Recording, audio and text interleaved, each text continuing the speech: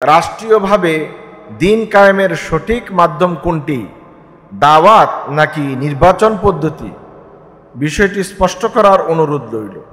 খণ্ডিত ইসলামের কোনো সুযোগ নেই এবং খণ্ডিত ইসলাম কখনোই একটি পূর্ণাঙ্গতা পাবে না। যে আল্লাহ রসুল সাল্লাল্লাহু আলাইহি ওয়াসাল্লামের জীবনে দিনের কোনো খণ্ডিত অংশ রাসূল পালন করেন নাই। এই জন্য আল্লাহ সুবহানাহু ওয়া তাআলা কোরআনুল কারীমে আমাদেরকে সতর্ক করেছেন, আফাতুমিনুনা বিবাদিল কিতাবি ওয়া তাকফুরুনা বিবাদ।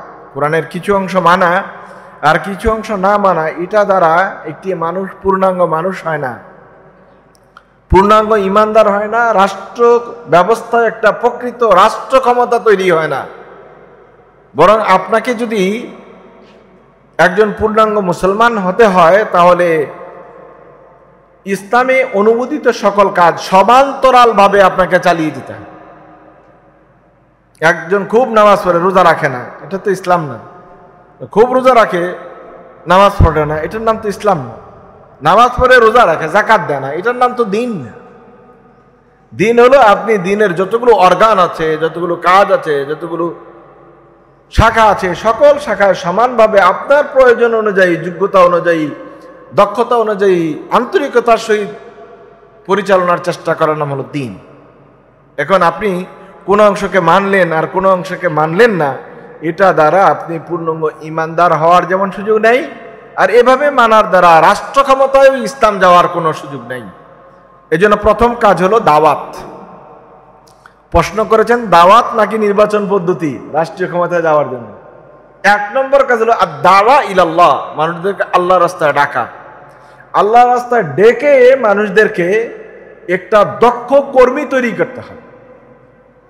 আপনি যতক্ষণ পর্যন্ত দক্ষ কর্মী তৈরি না হবে, ততক্ষণ পর্যন্ত রাষ্ট্র ক্ষমতায় গিয়েও আপনি টিকবেন না। মিশরে মুরসি টিকতে পারে নাই আপনাদের চোখের সামনে। এরদোগানকে একবার টেনে হেঁচড়ে নামানোর চেষ্টা করেছে আপনাদের চোখের সামনে। এবং আলজেরিয়াতে মুসলমান রাষ্ট্র ক্ষমতায় ইসলামী শক্তি দেওয়ার পরও তারা টিকতে পারে নাই। আফগানিস্তানে এখন টিকে আছে সরাসরি একটা বন্দুকের নলের মাঝে, জনগণের সম্পৃক্ততা সেখানে খুব কম। এগুলো আপনাদেরকে বুঝতে হবে, চিন্তা করতে হবে। সুতরাং আগে মানুষ তৈরি, তারপর রাষ্ট্র ক্ষমতা। নবী করিম সাল্লাল্লাহু আলাইহি ওয়াসাল্লাম দাওয়াতি জিন্দেগির 13টি বছর মক্কায় মানুষ তৈরি করেছেন। মদিনায় এসে আল্লাহ রাসূল সাল্লাল্লাহু আলাইহি ওয়াসাল্লাম এখানকার পরিবেশ পরিস্থিতি, রাষ্ট্রীয় অবস্থা পাকাপোক্ত করেছেন। তারপর আল্লাহ সুবহানাহু ওয়া তাআলার দেওয়া দিনকে রাষ্ট্র ক্ষমতা নেওয়ার জন্য আল্লাহ রাসূল সাল্লাল্লাহু আলাইহি ওয়াসাল্লাম সিদ্ধান্ত গ্রহণ করেছেন। এটা হলো একটি ধারাবাহিক কর্মপদ্ধতি, দীর্ঘ সময়ের কাজ।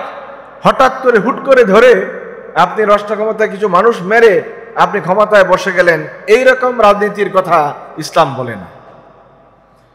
নবী আকরাম সাল্লাল্লাহু আলাইহি ওয়াসাল্লাম আগে মানুষ তৈরি করেছেন, যে মানুষগুলির কোয়ালিটি কেমন ছিল। আপনারা তো জানেন রাসূলের ইসলামী রাষ্ট্রে কোনো ক্যান্টনমেন্ট ছিল না। এই ইসলামী রাষ্ট্র ব্যবস্থায় কোনো পুলিশ ছিল না, কোনো জেলখানা ছিল না, কোনো আলাদা মাহকামা মানে বিচারালয় ছিল না।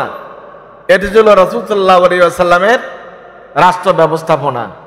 সেই ব্যবস্থাপনায় একজন মানুষ অপরাধ করলে তার অপরাধ বোধ জাগ্রত হয়ে স্বেচ্ছায় তার বিচার করার জন্য মুহাম্মদুর রাসূলুল্লাহ সাল্লাল্লাহু আলাইহি ওয়াসাল্লামের আদালতে এসে নিজের পক্ষে বিরুদ্ধে নিজে মামলা দায়ের করেছেন।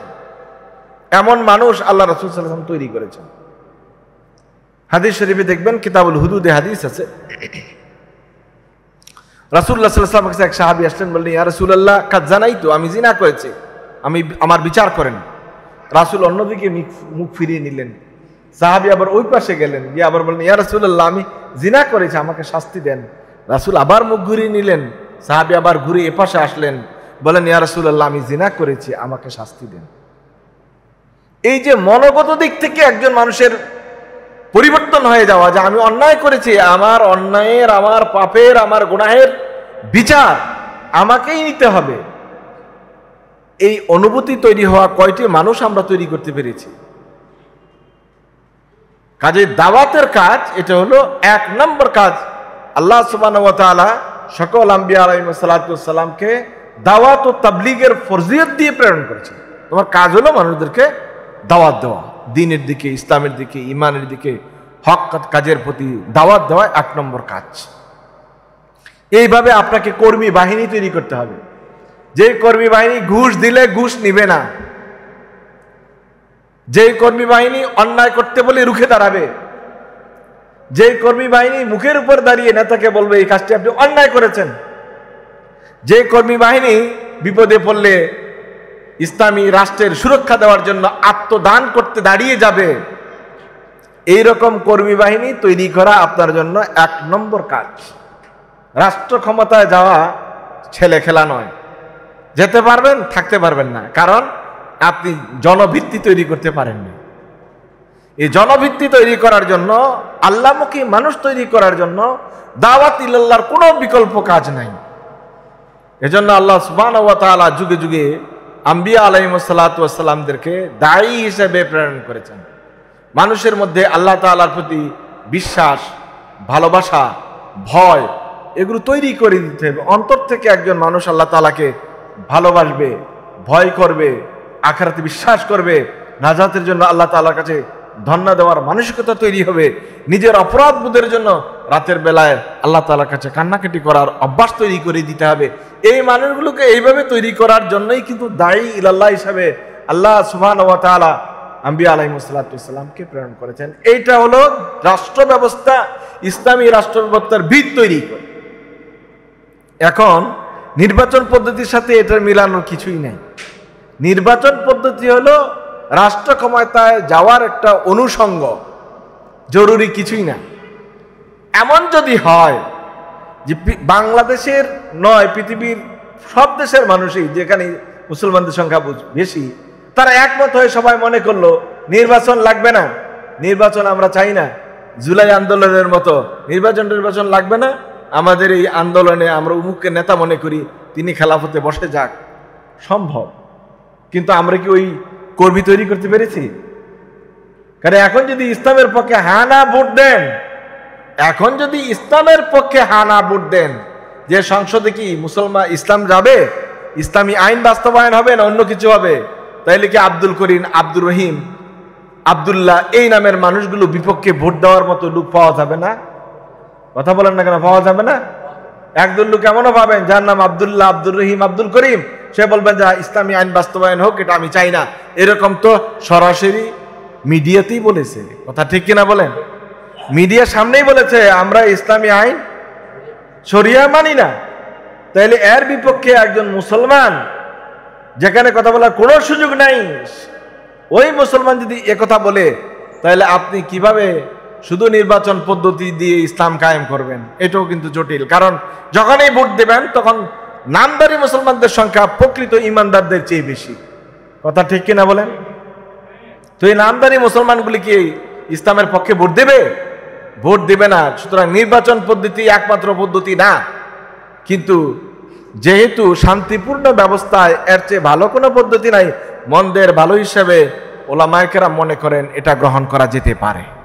সুতরাং নির্বাচন পদ্ধতি একমাত্র পদ্ধতি এটা বলা যায় না। হ্যাঁ, এটাও একটা পদ্ধতি, একটা অনুষঙ্গ, কিন্তু ওই মানুষগুলো আগে তৈরি করেন যারা ভোট কেন্দ্র পাহারা দিবে, যারা নিজেরা ভোট দেবে ইসলামের পক্ষে, এবং যারা ইসলামের বিপক্ষে থাকবে তাদেরকে বোঝানোর চেষ্টা করবে অথবা সুরক্ষার চেষ্টা করবে। তাহলে একমাত্র সম্ভব ইসলামকে রাষ্ট্র ক্ষমতায় নিয়ে যাওয়া। আর ওই যে অস্ত্রের মুখে রাষ্ট্র ক্ষমতা দখল করা, এটা করা যাবে কিন্তু থাকা যাবে না। এটা করা যাবে, আর এটা দিয়ে টেকসই কিছু করা যাবে না। এটা হলো স্বৈরতন্ত্র। একবার যাবেন তো আপনি শেষ, আপনার পরে আর কেউ থাকবে না। নবী করিম সাল্লাল্লাহু আলাইহি ওয়াসাল্লাম যদি অস্ত্র দিয়েই ইসলামকে সুরক্ষা করতেন, তাহলে ইসলামী 1500 বছর ধরে টিকে থাকতে পারত না। মানুষের মন থেকে স্বতঃস্ফূর্তভাবে আল্লাহকে ভালোবাসার যেই মানসিকতা, এটাকে তৈরি করে দিতে হবে। পাশাপাশি আনুষঙ্গিক যে বিষয়গুলো আছে, প্রচলিত নিয়ম পদ্ধতি যতটা বৈধ পদ্ধতিগুলিকে অবলম্বন করতে হবে। আল্লাহ তাআলার কাছে দোয়া করতে হবে, মাগফিরাত চাইতে হবে যে আল্লাহ তাআলা যেন ইসলামী রাষ্ট্র ব্যবস্থা তৈরি করে দেন। তাহলেই একমাত্র সম্ভব। আল্লাহ তাআলা আমাদেরকে বুঝার তৌফিক দান করুক।